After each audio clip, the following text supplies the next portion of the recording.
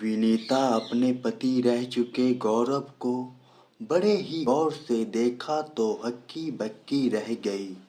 यह एक होटल था जहां सब लोग खाना खा रहे थे। दोनों 5 सालों तक साथ रहने, एक ही बिस्तर पर सोने के बाद कैसे अजनबी रह सकते थे। विनीता गौरव की टेबल के पास गई तो वह चौंक खड़ा हो गया। अरे तुम 5 सालों तक कहाँ थी? जब तुमने मुझे घर से निकाल दिया तो मैं अपने माँ बाप के पास गई। वह इस सदमे को बर्दाश्त न कर सके और 1 साल के अंदर ही दोनों चल बसे। फिर मैं भाई के पास गई। भाई तो कुछ नहीं बोलता, लेकिन भाभी के लिए मैं बोझ। वह मुझे हर रोज जलील करती। भाई ने बहुत कोशिश की, पर मेरा हाथ थामने वाला नहीं मिला।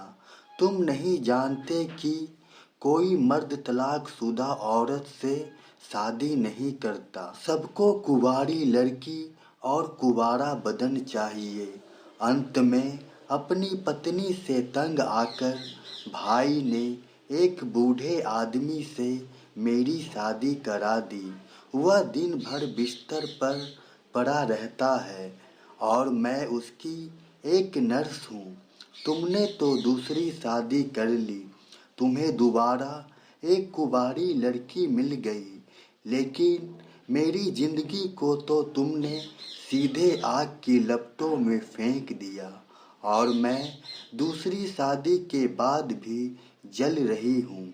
तुमने मुझे छोड़ दिया और मेरे कुंवारे बदन का सारा रस निचोड़ लिया।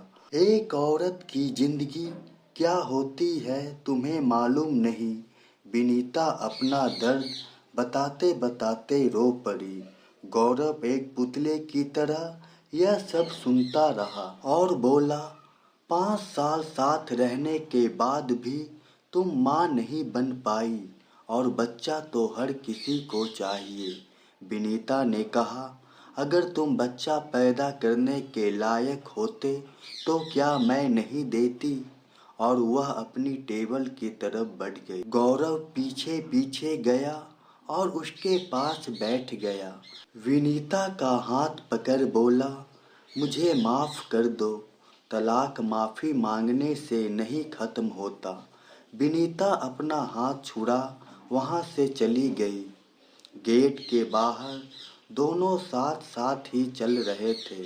विनीता ने कहा, तुम्हारी मम्मी कैसी है? ठीक है, अब काफी बूढ़ी हो गई है। उनको मेरी याद तो नहीं आती होगी। मुझे 5 साल तक बच्चा नहीं हुआ तो मेरा तुमसे तलाक करा दिया और तुम्हारी बहन को 8 साल से बच्चा नहीं हुआ तो कोई बात नहीं, क्योंकि वह उनकी बेटी है, बहू नहीं।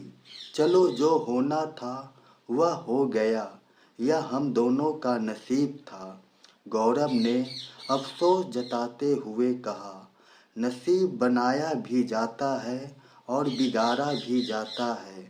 अगर औरतों की सोच गलत होती है तो घर के मर्द एक लोहे की दीवार की तरह खड़े हो जाते हैं। वैसे औरतें ही औरतों की दुश्मन होती है। गौरव के पास इस बात का कोई जवाब नहीं था। क्या मेरी मम्मी से बात करोगी? हाँ, लगाओ फोन। गौरव ने अपनी माँ को फोन लगाकर कहा, मम्मी, विनीता आपसे बात करना चाहती है। तुम अपनी तलाकशुदा औरत के साथ हो, मैं उससे बात नहीं करूंगी। विनीता ने कहा, आपने जो तलाक करवाया था वह एक तरफा था। गौरव को मैं तलाक दूंगी जिसे आप कभी भूल नहीं पाएंगे। और फोन कट हो गया। अरे तुम मम्मी से क्या फालतू बातें कर रही थी? विनीता ने मुस्कुराते हुए कहा, अरे कुछ नहीं, ये औरतों की बातें ऐसी ही होती है। चलो कहीं दूर तक इन पहाड़ों में घूम कर आते हैं। मेरे बूढ़े पति की अस्पताल से छुट्टी हो गई है, कल चली जाऊंगी। वो दोनों एक दूसरे से गलबहिया करते हुए ऐसी जगह पहुंच गए जहां से अगर किसी का पैर फिसल जाए तो सीधे खाई में जा गिरे।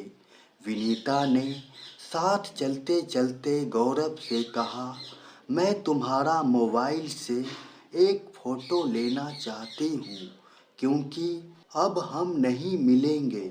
गौरव मुस्कुराया और एक ढलान पर खड़ा हो गया।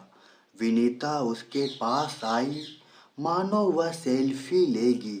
अचानक से उसने गौरव को धक्का मारा और चिल्लाई, तलाक तलाक तलाक। गौरव ढलान से गिरा और खाई में न जाने कहाँ गुम हो गया।